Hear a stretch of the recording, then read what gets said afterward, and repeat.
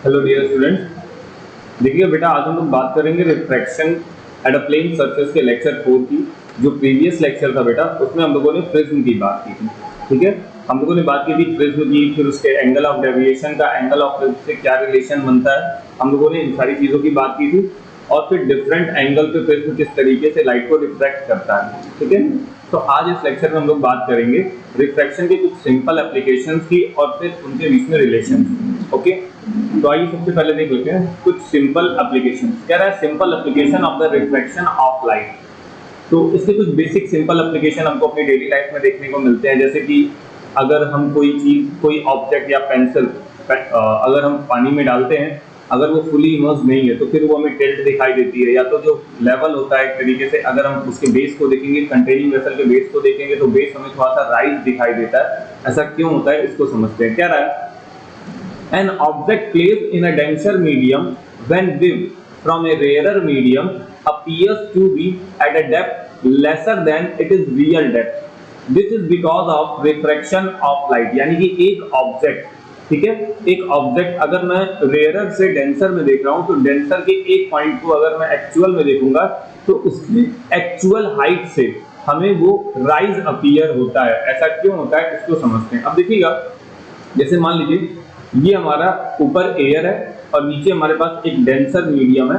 ठीक है, अब हम इस बेस पॉइंट को देख रहे हैं। मान लीजिए ये हमारा बेस पॉइंट है, इस बेस पॉइंट को हम देख रहे हैं, that is base point O. हमें इस ओ पॉइंट को देखना है। ठीक है, तो एक लाइट रे तो हम मान लेते हैं आ रही है, सीधे चली जा रही है, तो इस पॉइंट से लाइट रे ऐसे गई, दैट इज ओबी, ओबी पे गई और हमने बी पर एक नॉर्मल लगा दिया। तो लाइट रे एक्चुअल में क्या होती है, जब डेंसर टू रेयरर जाती है तो then it is away from the normal. तो ये लाइट रे नॉर्मल से थोड़ा सा बेंड हो जाएगी अवे, और फिर ये लाइट रे बीसी के फॉर्म में इस तरफ आगे बढ़ेगी। अब मैंने बीसी को जब पीछे की तरफ एक्सटेंड किया तो मैं देख रहा हूँ कि उसकी वो अपीयर कहाँ से होगी, आती हुई। तो दिखाई दे रहा है कि ये देखिए डॉटेड लाइन से हमने उस लाइन को बनाया है आई। तो ये रही हमारी डॉटेड लाइन जहाँ पर आई आ रहा है। तो यानी कि हमें ओ पॉइंट कहाँ दिखाई देगा, आई पर दिखाई देगा, क्योंकि ये रिफ्रैक्टेड रे अपीयर होगी कि इस पॉइंट से कहीं से आ रही है। तो ओ आई से अपीयर होगा। तो एक्चुअल में हम जो इमेज देख रहे हैं वो इस पोजीशन पर देख रहे हैं, बट एक्चुअल में ऑब्जेक्ट कहाँ है, यहाँ पर है। तो यही जो राइज हो रहा है, ठीक है, इसी राइज, ये राइज क्यों हो रहा है, कॉज ऑफ रिफ्रैक्शन। ठीक है, तो ये ऑब्जेक्ट की रियल डेप्थ, यानी कि देखिए रियल डेप्थ दे रहा है कि यहां से लेके यहां तक रियल डेप्थ है, बट हम जब देखेंगे तो हमें ये डेप्थ नहीं दिखाई देगी, ये हल्का सा राइज दिखाई देगा इस पॉइंट तक। और इस पॉइंट तक हम क्या बोलेंगे, इसको अपरेंट डेप्थ। इसको क्या बोलेंगे, अपरेंट डेप्थ। तो जो हमारा शिफ्ट होगा, यानी कि इमेज जो शिफ्ट होगा वो real depth minus apparent depth होगा। क्या होगा बेटा, real depth minus apparent depth होगा। और यहाँ पे हम लोगों ने कुछ बेसिक एंगल मान चुके हैं। तो अब हम यहाँ पे कुछ कैलकुलेशंस करेंगे, थोड़ा सा कैलकुलेशंस पे आपको ध्यान देना होगा। देखिएगा क्या कह रहा है, कुछ बेसिक कैलकुलेशन पे अगर हम लोग ध्यान देते हैं तो देखिएगा ये है एंगल आई और ये भी है एंगल आई, क्योंकि ये भी नॉर्मल है और ये भी नॉर्मल, और नॉर्मल पैरेलल होते हैं। तो ये एंगल अगर आई है तो ये एंगल भी आई होगा। ठीक है, क्योंकि ये दोनों नॉर्मल पैरेलल होते हैं और ये दोनों इंटीरियर अल्टरनेट एंगल की तरीके से बिहेव करेंगे। ठीक है, तो अब हम इन चीजों को थोड़ा सा और आगे बढ़ते हैं। तो देखिएगा angle A O B, angle A O B, अगर मैं ए ओ बी की बात करूं, angle A O B is equal to angle O B N dash. ये एंगल किसके इक्वल हो जाएगा बेटा, एंगल आई के इक्वल हो जाएगा। इज दैट क्लियर, ये एंगल आई के इक्वल हो गया। सेम एज हमें आर लिखना है। अब देखो हमने यहां लिखा है आर, दिस इज आर, ध्यान दीजिएगा बेटा, this angle is R and this is R. ये दोनों एंगल इक्वल है। क्यों इक्वल है, क्योंकि ये जो रिफ्रैक्टेड रे हमने इसको और आगे की तरफ इसी लाइन पर बढ़ाया है। ठीक है, और ये नॉर्मल लाइंस पैरेलल होंगी तो ये दोनों एंगल्स करेस्पॉन्डिंग एंगल के टर्म में इक्वल आएंगे। ठीक है, तो हम इसको लिख लेते हैं angle A I B. Angle A I B is equal to N B C is equal to angle R. ठीक है बेटा, ये दोनों एंगल इक्वल आर हो जाएंगे। अब देखिएगा ये ट्राइंगल फॉर्म बन जा रहा है, triangle A B I and triangle A B O, ये ट्राइंगल बेस बन रहा है। तो हम इसको ट्राइंगल फॉर्म में लिखते हैं। थोड़ा सा देखिएगा, साइन आई, सबसे पहले हम लोग क्या लिख रहे हैं बेटा, साइन आई। साइन आई की वैल्यू क्या है, यानी कि साइन थीटा क्या होता है, परपेंडिकुलर अपॉन हाइपोटेनस। तो अगर एंगल यहां है तो एंगल के सामने perpendicular A B upon hypotenuse कहां बन जाएगा, O B. O B is the hypotenuse. इसी तरीके से साइन आर निकालेंगे। साइन आर क्या आ जाएगा बेटा, ए बी अपॉन हाइपोटेनस इसका क्या आ जाएगा बेटा, I B, that is the hypotenuse I B. अगर मैं रिफ्रैक्टिव इंडेक्स निकालता हूं, यानी कि रिफ्रैक्टिव इंडेक्स ऑफ एयर, ठीक है, अगर मैं refractive index of air with respect to this medium निकालता हूं, तो मैं क्या लिखूंगा, refractive index of air with respect to glass is equal to sine i upon sine r लिखेंगे। पहले इस एंगल को लिखेंगे फिर इस एंगल को लिखेंगे, तो हम लोग यहाँ क्या लिखेंगे, sine i upon sine r, क्योंकि हम लाइट रे को यहां से पास कर रहे हैं। Sine i upon sine r, इसको हम और क्या लिख सकते हैं बेटा, साइन आई की वैल्यू क्या है, ए बी अपॉन होगी, और साइन आर की वैल्यू है A B upon I B. तो A B upon O B upon A B upon I B, A B से ए बी कैंसल हो जाएगा और ये आई बी ऊपर चला जाएगा, सो आई बी अपॉन ओ बी आ जाएगा इनसे। तो हमारा रिफ्रैक्टिव इंडेक्स क्या आ रहा है, I B upon O B. अब देखिएगा आई बी क्या है, that is I B and that is O B, ये है हमारा। बट एक्चुअल में यहाँ जो पॉइंट ए और पॉइंट बी जो है ना बेटा, इनके बीच में जो डिस्टेंसेस होती हैं ये एकदम निग्लिजिबल होती हैं। क्या होती हैं, एकदम निग्लिजिबल लैंग्वेज डिस्टेंस होती है, बहुत ही कम डिस्टेंस होती है। तो इस तरीके से हम ये कह सकते हैं कि हमारा जो आई बी होगा वो ओ बी के इक्वल हो जाएगा। आई बी क्या हो जाएगा बेटा, ओ बी के इक्वल हो जाएगा। तो अगर आई बी ओ बी के इक्वल हो जाएगा, ठीक है भाई, डिस्टेंस हमारी एकदम मिनिमम है, तो हमारा आई बी क्या हो जाएगा, ओ बी के इक्वल हो जाएगा। लेकिन अभी मैं इसको और आगे समझाता हूं। पहले अगर मैंने क्या लिखा है, refractive index of air with respect to glass, तो हम लिख सकते हैं refractive index of glass with respect to air is equal to 1 upon refractive index of air with respect to glass. इस तरीके से भी हम लोग फाइंड कर सकते हैं। ओके, तो अब देखिएगा यहां पर कह रहा है कि ये जो पॉइंट आई है, ठीक है, पॉइंट ए और पॉइंट बी बहुत ही ज्यादा क्लोज होंगे, तो हम लोग क्या कह सकते हैं, क्लोज होंगे।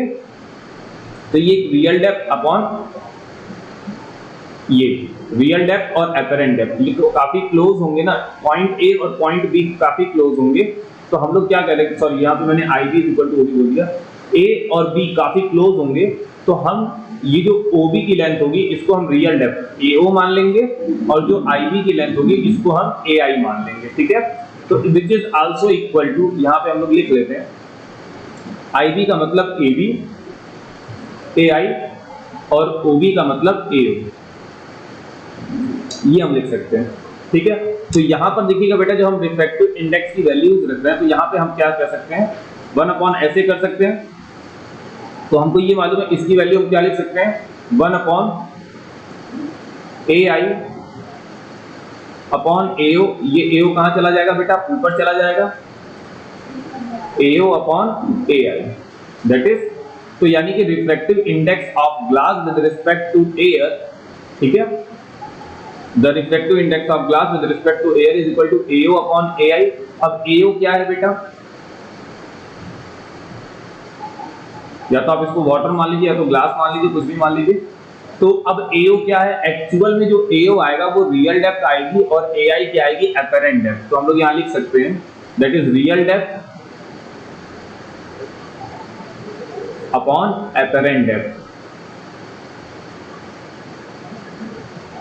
The refractive index of the medium, glass और वाटर कुछ भी, with respect to air is the real depth upon apparent depth, ये आ जाएगा। अच्छा, अगर यहाँ पे हम लोग शिफ्ट निकालते हैं कि शिफ्ट कितना आ रहा है, तो shift by real minus shift का मतलब क्या होता है, real depth minus apparent depth. Okay ठीक है, real depth minus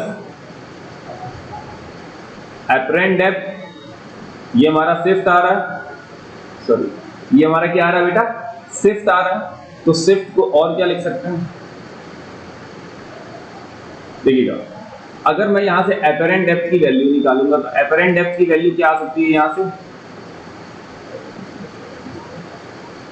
apparent depth is equal to real depth upon refractive index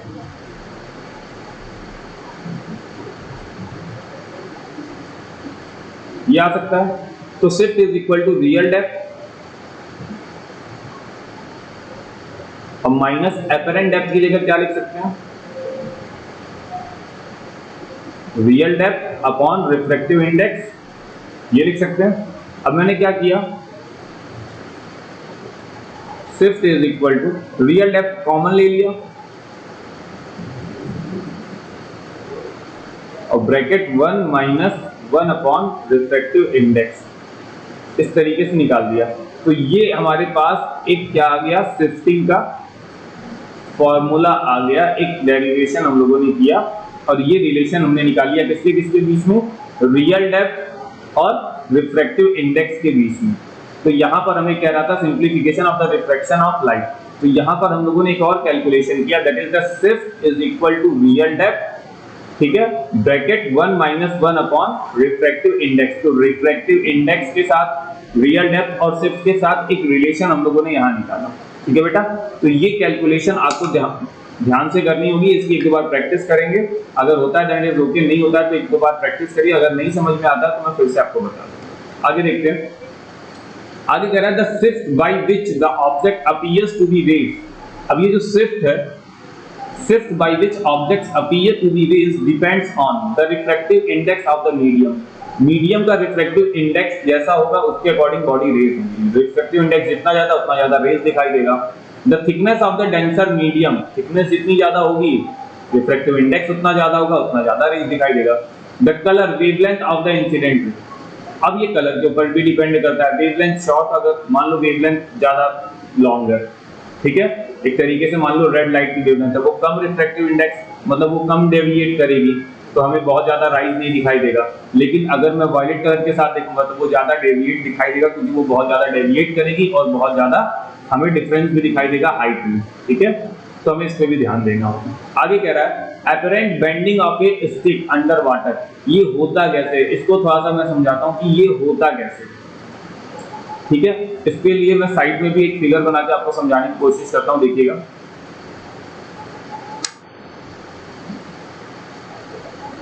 देखिएगा बेटा, मान लो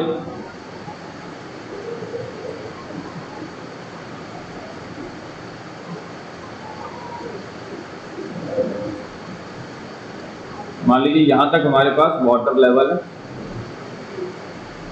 हमने इसमें कोई ऑब्जेक्ट रखा इस तरीके से, हमें इस पॉइंट को देखना है, ये लाइट रे ऐसे गई, यहां बनेगा नॉर्मल, और एक लाइट रे ऐसे गई, इस पॉइंट पर भी बना नॉर्मल। अब ये दोनों लाइट रे क्या होंगी, रिफ्रैक्ट होंगी, ये रिफ्रैक्ट होके ऐसे गई और ये रिफ्लेक्ट होके ऐसे गई, और आप यहां से वॉच कर रहे हैं मान लीजिए। अब इन रिफ्लेक्टेड लाइट रे को जब मैं आगे की तरफ बढ़ाऊंगा और इसको आगे की तरफ बढ़ाऊंगा तो पता चलेगा ये दोनों लाइट रे कहाँ मीट हो रही हैं, एट दिस पॉइंट ये मीट होती हुई दिखाई देंगी। तो रिफ्लेक्टेड लाइट रे जो होंगी बेटा हमें इस पॉइंट पर मीट होती हुई दिखाई देंगी। तो एक्चुअल में ये इमेज यहाँ जो बनेगी वो किस पॉइंट की बनेगी, इस पॉइंट की बनेगी। तो O यहाँ होगा और I हमें यहाँ दिखाई देगा, यानी कि अब पानी के अंदर से जो भी ऑब्जेक्ट होगा उसको हम लोग बेंड करते हुए ऐसे बना देंगे, ठीक है। तो ये हमारा ऑब्जेक्ट हो जाएगा और ये हो गई हमारी ऑब्जेक्ट की इमेज। तो इस तरीके से हमें ऑब्जेक्ट क्या दिखाई देता है बेटा, बेंड दिखाई देता है, ठीक है। इस वजह से हमें बेंडिंग दिखाई देती है। इसका स्ट्रक्चर आपको बनाने आना चाहिए, इस पे थोड़ा सा केयरफुल रहिएगा, ठीक है। तो कॉज ऑफ रिफ्रैक्शन ये सारी चीजें होती है, ओके। आगे देखते हैं बेटा, सेम इसमें भी वही पोजीशन है, सब चीजें वैसे ही डिफाइन करनी है। आगे कह रहा है नोट, नोट में क्या कह रहा है देखते हैं।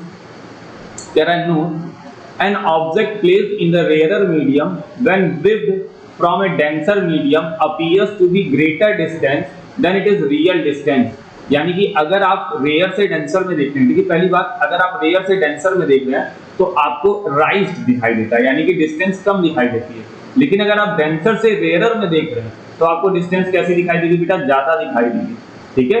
वही कह रहा है कि अगर आप ऑब्जेक्ट को डेंसर से रेयरर में देख रहे हैं, कह रहा है when object is placed rarer medium when viewed from denser, denser से रेयरर में देख रहे हैं तो आपकी जो डिस्टेंस होगी वो ग्रेटर दिखाई देगी, और जब आप रेयरर से डेंसर में देख रहे हैं तो आपको डिस्टेंस कम दिखाई दे देगी। तो कह रहा है एन ऑब्जेक्ट को is placed in air when viewed from water appears to be at I which is higher than the object cone. तो मान लीजिए आप अंडर वाटर कोई चीज देखना चाह रहे हैं, पानी के अंदर से कुछ देखना चाह रहे हैं पानी के बाहर, तो ये रेयरर मीडियम है, ये डेंसर मीडियम है। अगर आप बाहर देखते हैं तो क्या होता है, एक्चुअल पोजीशन मान लीजिए यहाँ है, तो यहाँ से लाइट रे आई यहाँ पर और इस पॉइंट पर आती है, क्या हो जाती है, refract towards the normal bend होती है। बेटा किस तरफ बेंड होती है, टुवर्ड्स द नॉर्मल। और जब टुवर्ड्स द नॉर्मल बेंड होती है तो हम इस लाइट रे को आगे की तरफ एक्सटेंड करते हैं, तो इसकी पोजीशन एक्चुअल में हमें थोड़ी सी राइज दिखाई देती है। कैसे होता है इस फेनोमेना को देख लेते हैं, इसकी भी एक इमेज हम लोग बना के देखते हैं कैसे बनाते हैं इसको। ठीक है, देखिएगा बेटा। ओके,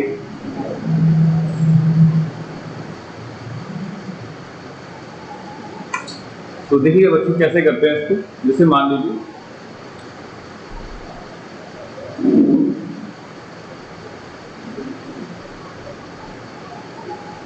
ठीक है, अब इसमें मान लीजिए कोई ऑब्जेक्ट है, जैसे मान लीजिए एक ऑब्जेक्ट है यहाँ पर, दैट इज रो।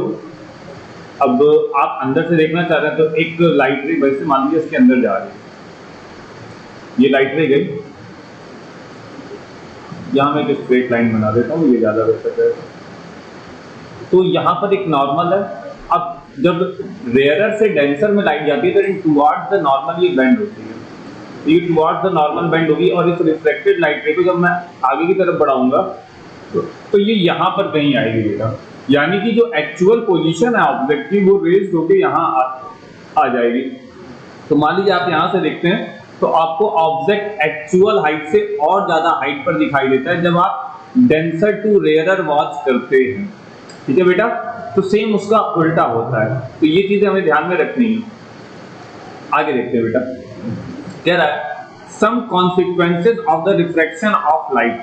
कौन कौन से कॉन्सिक्वेंसेज रिफ्रैक्शन ऑफ लाइट से आप देखते हैं। कह रहा है A stars appear twinkling in the sky due to change in the refractive index of air with the temperature. Temperature की वजह से एयर का रिफ्रैक्टिव इंडेक्स कॉन्टिन्यूअस चेंज होता है, जिसकी वजह से आपको स्टार ट्विंकलिंग करते हुए दिखाई देते हैं। ठीक है, the sun seen in a few minutes before, यानी कि अर्ली सनराइज दिखाई देता है, डिले सनसेट दिखाई देता है। एक्चुअल में सनराइज होने से पहले ही आपको सन दिखाई देता है। ठीक है, और सनसेट होने के बाद भी आपको सन दिखाई देता है। ठीक है, that is called early sunrise and delay sunset. कह रहा है a coin kept in vessel and not visible when seen from just below the edge of vessel can be viewed from the same position when water is poured into vessel। अब कह रहा है बेटा इसको थोड़ा सा समझने की कोशिश करना, क्या कह रहा है मैं इसको थोड़ा सा समझाने की कोशिश करता हूँ। जैसे ये कह रहा है कि जैसे मान लीजिए कि ये वेसल है और यहाँ पर कोई कॉइन रखा है। ठीक है, ये कॉइन है हमारा और इस कॉइन को आप यहाँ से वॉच करने की कोशिश कर रहे हैं, तो एक्चुअल में ये कॉइन यहाँ से वॉच सही से नहीं हो पा रहा है। ठीक है, ये परफेक्टली आप नहीं देख पा रहे हैं। अगर आप जस्ट इसके एज के बिलो है या तो यहाँ पर है तो ये नहीं वॉच होता है। लेकिन जब आपने इसमें पानी डाल दिया, क्या किया बेटा, पानी डाल दिया, इसमें पानी डाल दिया तो रिफ्रैक्शन की वजह से ये क्या हो जाएगा, अपीयर। जैसे मान लीजिए यहाँ से लाइट रे जा रही है, यहाँ से जाने वाली लाइट रे इसकी आंख तक नहीं जाएगी। मैं एक बार इमेज फिर से बनाता हूं ताकि आपको क्लियर हो जाए। देखिएगा, मान लीजिए ये एक वेसल है और यहां पर कॉइन, और यहां से एक लाइट रे जा रही है इस कॉर्नर से। ठीक है, अगर आप यहां पर हैं तो आपको ये नहीं दिखाई दे रहा है।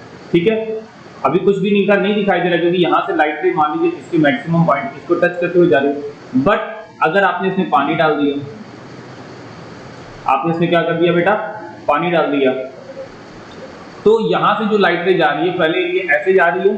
ठीक है, बट यहां पर आने के बाद ये लाइट रे क्या हो जाएगी बेटा, रिफ्रैक्ट हो जाएगी। क्या हो जाएगी, रिफ्रैक्ट हो जाएगी। और रिफ्रैक्ट होकर ये इस तरीके से जाएगी तो ये आपकी आंखों तक क्या होगी, पहुंचेगी नहीं।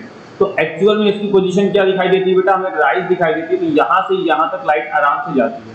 तो वही कह रहा है कि अगर आप एक कॉइन को किनारे से देखते हैं खाली वेसल में, ठीक है, इम्पटी वेसल में एक कॉइन रखते हैं और आप किनारों से देखते हैं तो आपको वो कॉइन नहीं दिखाई देता। बट जैसे ही आप उसमें पानी डालते हैं आपको कॉइन दिखने लगता है। कॉज ऑफ रिफ्रैक्शन, ये सारा कॉज क्या है बेटा, रिफ्रैक्शन का कॉज होता है। ओके, आगे देखते हैं बेटा। मैं थोड़ा सा इसको इधर कर देता हूँ स्क्रॉल डाउन। ओके, आगे देखते हैं आगे क्या कह रहा है। अ प्रिंट देखिएगा, कह रहा है a print appear to be raised when glass slab is placed over it. अगर किसी प्रिंट के ऊपर आप ग्लास स्लैब रखते हैं तो आपको क्या दिखाई देता है कि वो प्रिंट थोड़ा सा रेज दिखाई देता है। ऐसा क्यों होता है? क्योंकि रिफ्रैक्शन ऑफ लाइट की वजह से वो प्रिंट हमें थोड़ा सा रेज दिखाई देता है। तो ये बेसिक सब फेनोमेना है जो कि हमारे रियल लाइफ में होते हैं। आगे कह रहा है a piece of paper stuck at the bottom of the glass slab appear to be raised when seen from above। same reason है। a tank appear shallow than it is actual depth, यानी कि आपको actual depth नहीं दिखाई देती है, कम depth दिखाई देती है। a person leg appear to be short when standing in a tank। अगर आदमी पानी के नीचे खड़ा तो उसके शॉर्ट दिखाई देते हैं पैर, ठीक है, बहुत ज्यादा लंबे नहीं, शॉर्ट पैर दिखाई देते हैं, ठीक है। आगे बात करते हैं बेटा क्रिटिकल एंगल की। क्रिटिकल एंगल क्या होता है? कह रहा है critical angle is the angle of incidence in which denser medium corresponding to which the angle of refraction in the rarer medium is 90 degree। अब क्रिटिकल एंगल का मतलब होता है क्या है कि अगर डेंसर मीडियम से लाइट रेयर मीडियम में जा रही है तो रेयर मीडियम में जो एंगल ऑफ रिफ्रैक्शन बनेगा वो 90 डिग्री का बनेगा। जैसे आई बनता है और आर बनता है तो एंगल ऑफ रिफ्रैक्शन जो बनेगा बेटा वो 90 डिग्री का बनेगा। तो उसे उस एंगल ऑफ इंसिडेंस को हम लोग क्रिटिकल एंगल बोलते हैं कि इस एंगल ऑफ इंसिडेंस पर जो लाइट रिफ्रैक्ट होगी वो 90 डिग्री की बनेगी। तब उस टाइम जो एंगल ऑफ इंसिडेंस होता है वो क्रिटिकल एंगल माना जाता है, ठीक है। अब देखिए क्या कह रहा है, transmission of light from a denser medium यानी कि ग्लास और water to a rare medium air at a different angle of incidence. हमें अलग अलग एंगल पे लेना है। पहला केस क्या रहा है, मान लेते हैं कि when the light angle of incidence is smaller than angle of critical angle. तो अगर क्रिटिकल एंगल से छोटा है angle of incidence critical angle से छोटा है तो लाइट रे यहां से जा रही है, पास हो रही है। जब ये रेयरर में जाती है then it is away from the normal, ऐसे निकल जाती है तो यहाँ पे आर जो होता है वो आई से बड़ा हो जाता है। तो मैक्सिमम लाइट रेट पास होती है और कुछ लाइट रेट रिफ्लेक्ट हो जाती है, ये हम लोग जानते हैं, थोड़ी बहुत लाइट रेट रिफ्लेक्ट होती है, ओके। सेकंड कंडीशन, जब हमारा आई जो है वो आर के इक्वल हो जाए, जब हमारा आई क्या हो, आई जो हो क्रिटिकल एंगल के इक्वल हो जाए, यानी कि angle of incidence is equal to the critical angle when the angle of incidence is equal to the critical angle I is equal to c। तो जब बेटा हमारा I is equal to c होता है तो क्या होता है, देखिए इंसिडेंट रे गई और I is equal to c critical angle के इक्वल आ गई, तो जो हमारा एंगल ऑफ रिफ्रैक्शन होता है ना बेटा, एंगल ऑफ रिफ्रैक्शन वो 90 डिग्री का हो जाता है। तो देखिए नॉर्मल के साथ यहाँ 90 डिग्री का एंगल बन जाए और बाकी कुछ लाइट रे तो रिफ्लेक्ट होती ही होती है। अगला, अगर यहाँ पे कह रहा है when the angle of incidence is greater than the critical angle, अगर एंगल ऑफ इंसिडेंस क्रिटिकल से भी बड़ा हो जाए, एंगल ऑफ इंसिडेंस क्रिटिकल से बड़ा हो जाए तो क्या होगा, तो लाइट रे दूसरे मीडियम में जाने की बजाय कंप्लीटली उसी मीडियम में रिफ्लेक्ट हो जाएगी, ठीक है, क्या हो जाएगी, कंप्लीटली उसी मीडियम में रिफ्लेक्ट हो जाएगी, ठीक है बेटा। तो इसे हम लोग कहते हैं टोटल इंटरनल रिफ्लेक्शन बोलते हैं, ठीक है बेटा। कब, जब हमारा इंसिडेंट एंगल क्रिटिकल एंगल से बड़ा होता है, ओके बेटा। आगे हमें देखना है relation between the critical angle and the refractive index, ठीक है। आइए देखते हैं इसको। तो देखिएगा बच्चों, बात हम कर रहे थे relation between the critical angle and the refractive index, ठीक है। तो क्रिटिकल एंगल और रिफ्रैक्टिव इंडेक्स के बीच में क्या रिलेशन आता है, थोड़ा सा हम लोग इसको देखने की बात करते हैं, ठीक है। तो हमें यहाँ पर केवल एक ही कंडीशन लेनी है, when I is equal to angle I is equal to critical angle, यानी कि एंगल ऑफ इंसिडेंस और जब क्रिटिकल एंगल के इक्वल होता है तो जो रिफ्रैक्टेड एंगल होता है वो 90 डिग्री पे होता है, यानी कि नॉर्मल के 90 डिग्री पर रिफ्रैक्शन होता है, ठीक है। तो हम लोग ऐसे लिख सकते हैं refractive index of air with respect to glass is equal to, क्योंकि अवे फ्रॉम द नॉर्मल जाता है तो हम लोग लिख सकते हैं sine C that is angle r is equal to angle C, क्योंकि 90 डिग्री पे होता है क्रिटिकल एंगल, ठीक है। अब देखिए क्या लिख सकते हैं, साइन सी सॉरी एक मिनट बच्चा, हम लोग इसको लिख सकते हैं हाँ साइन सी अपॉन साइन 90, ठीक है। I इज इक्वल टू सी है, तो I क्या हो जाएगा हमारा, I की जगह हम C लिख देंगे I, और जो हमारा रिफ्रैक्शन हो रहा है एंगल का वो हो रहा है 90 डिग्री पर, तो साइन C अपॉन साइन 90 लिख देंगे। तो हम लोग यहाँ लिख सकते हैं साइन 90 इज इक्वल टू क्या आ जाता है बेटा 1, साइन 90 की वैल्यू क्या होती है 1, तो हम लोग इसको लिख सकते हैं साइन C। ये आ गया रिलेशन। अब आगे देखते हैं, अगर मैं इसका रेसिप्रोकल करूं, रिफ्रैक्टिव इंडेक्स ऑफ ग्लास निकालूं विद रिस्पेक्ट टू एयर निकालूं, तो ये इसका रेसिप्रोकल होगा, तो मैं इसको फर्दर 1 अपॉन साइन सी लिख सकता हूं। क्या लिख सकता हूं 1 अपॉन साइन सी, तो ये 1 upon sine C for lastly क्या हो जाएगा, refractive index of glass with respect to A is equal to 1 upon sine C, तो 1 अपॉन साइन को आप लिख सकते हैं cosec, दैट इज cosec सी। क्या हो जाएगा बेटा cosec सी। तो हमें इस तरीके से रिफ्रैक्टिव इंडेक्स और क्रिटिकल एंगल के बीच में रिलेशन मिलेगा, that is the relation between the critical angle, ये क्रिटिकल एंगल और रिफ्रैक्टिव इंडेक्स के बीच का रिलेशन होगा बेटा। तो थोड़ा सा हमें इस पे केयर करना होगा, तो हमारे पास दो डेरिवेशन थे आज, इन दोनों पे हमें केयर करना होगा। ओके आगे देखते हैं, आगे कह रहा है the critical angle for some substance with respect to air, water का रिफ्रैक्टिव इंडेक्स कितना दिया 1.33, critical angle 48 degree 45 minute approximately 49 degree, turpentine का 1.477 42 डिग्री 54 मिनट, ठीक है, ये हमारा क्रिटिकल एंगल होता है अप्रॉक्सीमेटली 43 डिग्री। ग्लास का 1.5 दिया 41 डिग्री 48 अप्रॉक्सीमेटली 42। फ्लिंट ग्लास का रिफ्रैक्टिव इंडेक्स दिया 1.57, the critical angle is 39 degree 28 minutes approximately 39 degree. Okay, diamond का रिफ्रैक्टिव इंडेक्स दिया 2.41, critical angle 24 degree 30 minute approximately 25 minutes. ये हमें दिमाग में रखना है, ये सारी चीजें कुछ हमें लर्न करनी होंगी, जस्ट लाइक वाटर का ग्लास है तो हमें हमेशा लर्न होना चाहिए। आगे कह रहा है factors affecting the critical angles, critical angles को कौन कौन से फैक्टर अफेक्ट करते हैं, कलर यानी कि वेवलेंथ लाइट का, ठीक है, और दूसरा टेम्परेचर, ये क्रिटिकल एंगल को इफेक्ट करता है। ये चीजें हमें ध्यान में रखनी होंगी बेटा। तो फिलहाल आज के लेक्चर में हम लोग इतना ही देखेंगे। आज के लेक्चर में हम लोगों ने क्या क्या देखा बेटा एक बार फिर से रिवाइज कर लेते हैं। तो हम लोगों ने कुछ सिंपल एप्लीकेशन देखे, फिर उसके बाद हम लोगों ने क्या किया, रियल डेप्थ और अपरेंट डेप्थ और कितना शिफ्टिंग हो रहा है उसके लिए हम लोगों ने एक रिलेशन निकाली। उसके बाद हम लोगों ने कुछ बेसिक फेनोमेना देखे, क्या होता है कैसे होता है। उसके बाद हम लोगों ने बात की बेटा क्रिटिकल एंगल, क्रिटिकल एंगल को अलग अलग केसेस में हम लोगों ने समझा। उसके बाद हम लोगों ने क्रिटिकल एंगल और रिफ्रैक्टिव इंडेक्स का एक रिलेशन निकाला। उसके बाद कुछ टेबल था हमारे पास जिसमें हम लोगों ने क्रिटिकल एंगल देखे उसके और रिफ्रैक्टिव इंडेक्स देखा। इस तरीके से ये लेक्चर बेटा यहाँ पे खत्म होता है। फिर मिलेंगे हम लोग नेक्स्ट लेक्चर में, तब तक आप इसको पढ़िए, अच्छे से मन लगाइए। अगर आपको इन केस कोई प्रॉब्लम आती है तो आप कमेंट कर सकते हैं। ओके बेटा, बाय बाय।